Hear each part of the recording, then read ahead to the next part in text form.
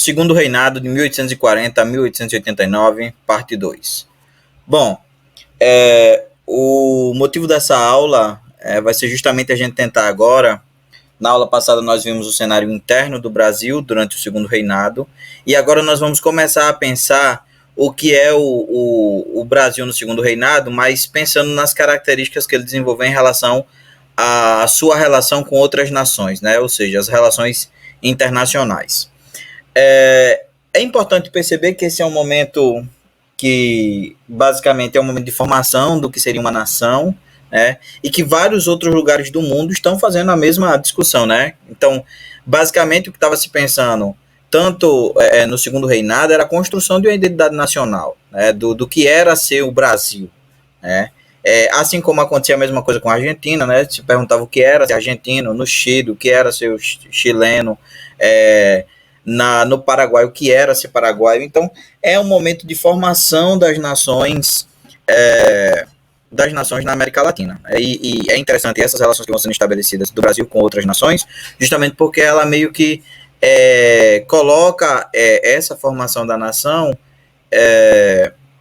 em xeque, né? No sentido de que era preciso definir fronteiras, era preciso identificar onde acabava um país e começava o outro, era preciso pensar qual era a implicação das decisões que, quando um país tomava, tinham sobre o Brasil. Então vai ser um momento muito desse cenário internacional. A primeira questão a se tratar, quando a gente está falando disso, é pensar da questão imigracional, né? O Brasil acabou de libertar os escravos e era preciso uma nova fonte de mão de obra para suprimir, né, essa que os escravos deixaram vagas, né? Vale ressaltar que os escravos foram libertos, mas basicamente os fazendeiros não quiseram empregá-los como trabalhadores assalariados. E aí é nesse ponto que vem a imigração. A imigração é resultado do fim da escravidão, né? Ela tem um motivo muito que eu considero traiçoeiro por trás dela, porque havia no Brasil toda uma tentativa de construir uma nação mais branca, ou seja, apagar o elemento escravo, apagar o elemento negro racial do Brasil, né? E eles tentavam fazer isso por meio da imigração. Por esse motivo que basicamente serão os imigrantes italianos, né, imigrantes brancos, né, que vão ficar no lugar dos escravos, e justamente numa tentativa de branquear o Brasil, né.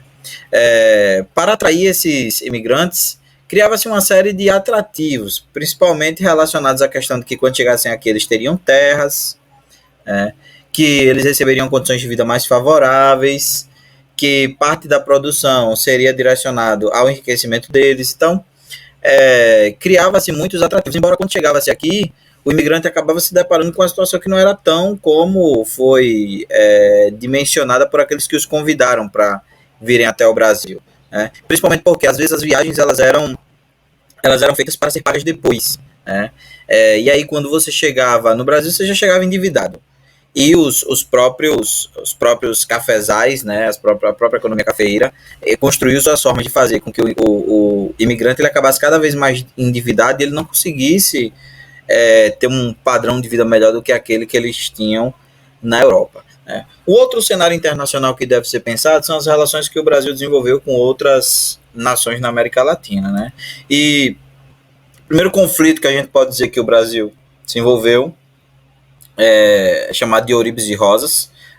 É um conflito que recebe esse nome justamente porque ele tem a ver com os mentores do conflito. Você tem o presidente Juan Manuel de Rosas e o ministro da Guerra do Uruguai, Manuel de Eurípides, ambos com o desejo de unificar a Argentina e o Uruguai. Esse desejo está principalmente voltado às questões relacionadas à navegação pelo Rio da Prata, então, e pelos afluentes do Rio Paraná. Então, basicamente, você vai ter disputas que são por território fluvial, por território que permitiria que as produções saíssem do continente e chegassem até o oceano, né, através dos rios. Então, o Império Brasileiro, a França e a Inglaterra, eles eram contra essa iniciativa de unificar a Argentina e o Uruguai. Além disso, você tinha um grupo que defendia essa unificação dentro dos dois países e tinham grupos que não defendiam. Então, o Brasil basicamente vai entrar nesse processo porque ele tinha interesse nos afluentes do Rio Paraná e ele não vai concordar com essa unificação. E aí vai fornecer forças militares para apoiar justamente o presidente do Uruguai para que ele pudesse acabar com esse golpe que estava sendo tramado entre a Argentina e o ministro da Guerra do Uruguai. Né? A outra questão que pode ser apontada como nessas relações estabelecidas no Brasil no cenário internacional é a questão Christie. Né? A questão Christie vai de 1862 a 1865. Ele é um problema diplomático onde o Império Brasileiro e o Império Inglês entram em desavenças e eles vão cortar relações por um curto período de tempo. Já havia no Brasil um espírito anti-britânico, ou seja, anti-inglês, justamente porque os ingleses eles lançaram aquela lei, o Bill Aberdeen, que era justamente a lei que proibia o tráfico negreiro no Atlântico. Né? Então, essa lei criou um humor negativo no Brasil, principalmente porque o Brasil se favorecia desse tráfico de escravos, né, que eram utilizados nas plantações de cana-de-açúcar, de café e das diversas produções rurais que o Brasil possuía. Né. No caso britânico, isso tem mais a ver com a forma que alguns de seus representantes foram tratados. Né. Você tem um navio inglês que afunda no Rio Grande do Sul.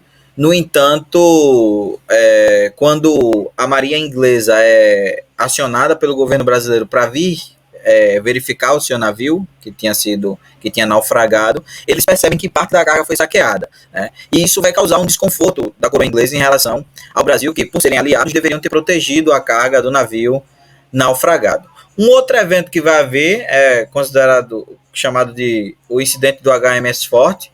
Né? Você vai ter ingleses, oficiais ingleses que são presos, são presos na praia brasileira, e o tratamento que é dado a esses ingleses é um tratamento comum, né? Desrespeitando, inclusive, de certa forma, outros tratados que haviam sido feitos em relação aos ingleses no passado. Né?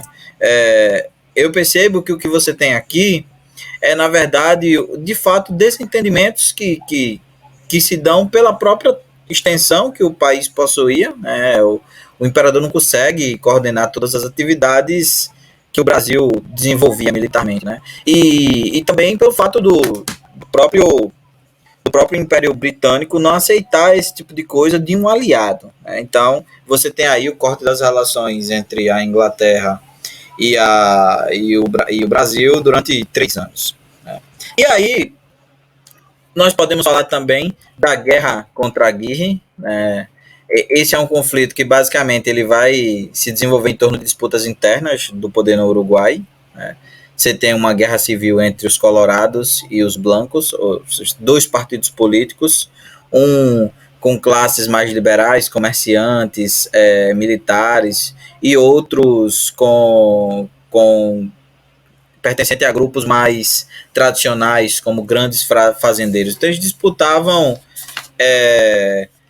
disputavam o poder localmente através de uma guerra civil. E aí o que é que acontece? Você vai ter a Aguirre sendo eleito como presidente. E a primeira coisa que o Aguirre vai fazer quando se torna presidente do Uruguai é entrar em disputa das fronteiras entre o Uruguai e o Brasil. O Brasil, com toda certeza, reage a esse processo, né, principalmente porque não concordava com o fato do Uruguai tentar fechar parte da Bacia do Prata em seu benefício, né, e aí intervém nesse conflito, nessa guerra civil, apoiando justamente os inimigos do Aguirre. Né. Solano Lopes, que era presidente do Paraguai, ele basicamente vai se colocar do lado do Aguirre e vai dizer que se o Brasil entrar na guerra contra o Uruguai, o Paraguai começaria uma guerra, né? Principalmente por quê? Porque o Paraguai tinha interesse no fato do Aguirre lutar por essas fronteiras marítimas, né? O Paraguai não tem litoral. Para escoar a produção dele, ele precisa do Rio da Prata. Então, o Brasil sabia que essas negociações, né, que essas negociações em torno do Rio da Prata ia causar modificações, não apenas nas fronteiras, mas também na própria navegação desses rios. Né? Então, ele vai atacar o Uruguai, ele vai atacar o Aguirre, e aí a gente vai começar um dos maiores conflitos que a América Latina já possuiu, que é a Guerra do Paraguai. Né? A Guerra do Paraguai é uma guerra entre Brasil e Paraguai. É um conflito que vai justamente se voltar para o uso do Rio da Prata, né, como eu falei.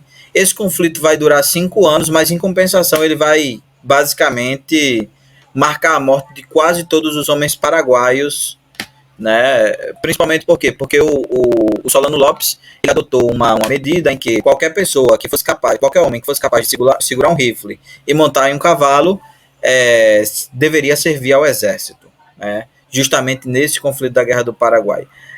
Apesar do número do exército paraguaio ser muito maior, né, o Brasil acaba se tornando mais estratégico e aí ele vence essa guerra. É uma guerra que só acaba com a morte de Solano Lopes, que era basicamente o que definia a perda do Paraguai. É importante pensar esse conflito como um conflito que foi devastador para ambos os lados, né? No Brasil era muito comum, por exemplo, durante a Guerra do Paraguai, as províncias fazerem uma festa. Quando todas as pessoas estavam reunidas e já tinham comemorado um monte naquela festa, o exército chegava, acorrentava todos os homens e levava-os como parte do exército brasileiro para lutar na Guerra do Paraguai. O fim da Guerra do Paraguai, basicamente, vai se ver homens mutilados, sem braços, lutando uma guerra que já não tinha mais sentido. Os relatos do exército brasileiro chegam a afirmar que eles chegaram a lutar contra crianças e adolescentes. E isso vai criando um mal-estar dentro do próprio exército, de atender ali aquele capricho do Dom Pedro, que era vencer a Guerra do Paraguai a qualquer custo, quando na verdade o que deveria ter sido feito era uma tentativa de rendição para preservar pelo menos a parte da população. Então, quais foram as consequências da Guerra do Paraguai para o Brasil? Basicamente, a Guerra do Paraguai ela contribui com a proclamação da República, uma vez que quem faz a proclamação da República é o Exército. E é na Guerra do Paraguai que o Exército vai se perceber como uma figura política, como um sujeito político que tinha poder de interferir nas decisões públicas. Para além disso, o Brasil se enfiou em dívidas externas com a Inglaterra, pegou dinheiro, muito dinheiro, para poder financiar o seu conflito, E essa questão também, a guerra também revelou a questão do negro, Negro que muitas vezes foi lutar na Guerra do Paraguai e percebia que o tratamento que era dado, era diferente, Os próprios soldados brancos percebiam que os negros eram tratados de maneira diferente, Embora fossem bravos guerreiros em batalha, mas eles tinham um tratamento diferente, Eles eram vistos como figuras menores, Então, essa questão ficou percebida nesse momento. E isso vai servir, inclusive, para que os negros, em outros momentos, questionem a forma que eles eram tratados dentro das forças militares. Então, feita essa apresentação, é hora da atividade.